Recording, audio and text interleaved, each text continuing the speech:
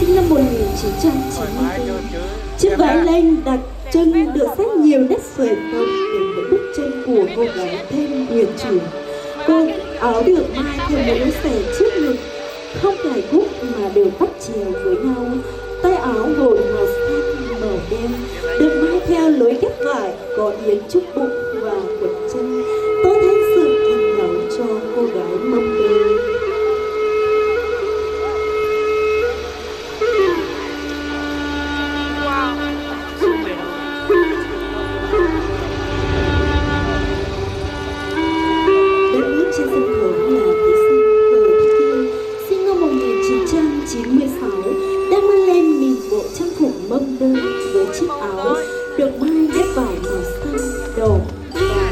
Ở tay áo, chiếc váy lanh màu trắng chủ đạo là yếm màu đen, tô thêm nét nổi bật của cô gái.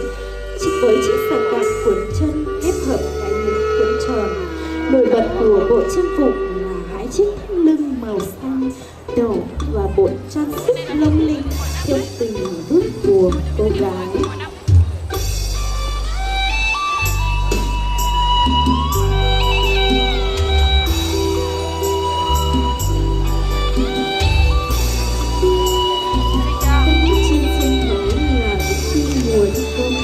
Sinh năm 1999 đang khoác lên mình bộ trang phục phụ nữ mông đen, gồm áo, mũ, và quần chân. Áo được may theo lối xẻ ngực không cài cúc, có hai vạch màu xanh đỏ bắt chéo nhau.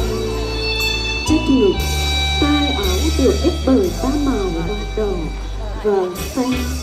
Váy được thêu bằng chính đôi bàn tay khéo léo, in sắc ông nhuộm tràm và hoa văn rực rỡ trước bụng có yếm dài đến cổ chân, để tô thêm nét dịu dàng chủ đạo của bộ trang phục là màu đen huyền bí, phối hợp với bộ trang sức vòng cổ hoa vai để tạo nên âm thanh vượt vã.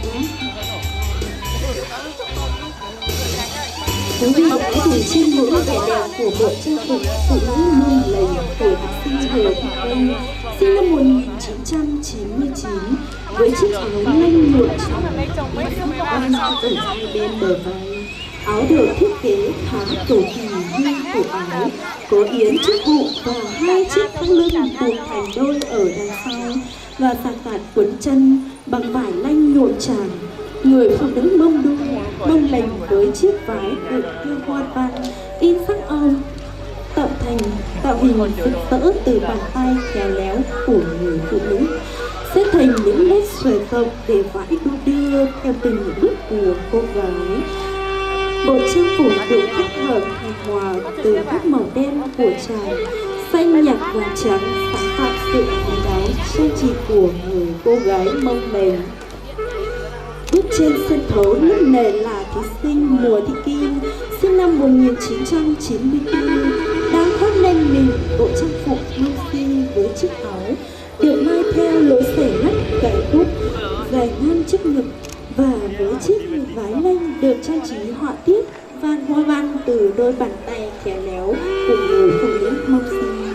Chiếc yếm ngang bụng quấn chân màu đen, và nổi bật của bộ trang phục là đầu được quấn vòng tròn từ tóc, bộ trang sức lung linh như hoa tai, vòng cổ, cần trên tay tấm vái theo vái hoàng ngài tô thêm nét duyên dáng của cô gái mông xinh. Mời quý vị hãy cùng chiêm ngưỡng bộ trang phục mông xinh của thí sinh Hờ Thị Vân, sinh năm 1992, gồm áo, váy, yếm, sạc cạp quấn chân.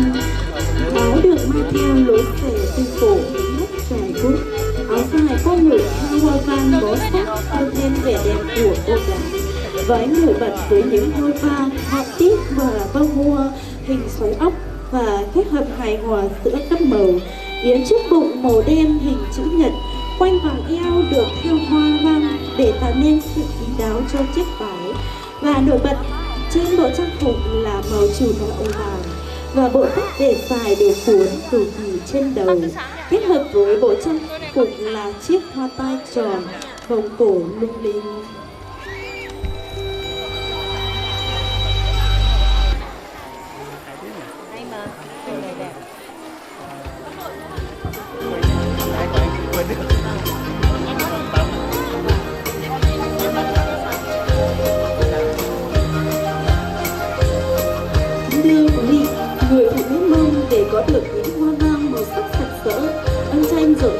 bộ trang phục là cả cuộc đời cần mẫn xây lên dệt vải, biến vỏ căng len thô cứng thành những tấn vải, biến vỏ cây rừng thành những sắc màu rực rỡ như tràng yên sắc ong. Không ngày nắng mưa trái gió trở trời của người phụ nữ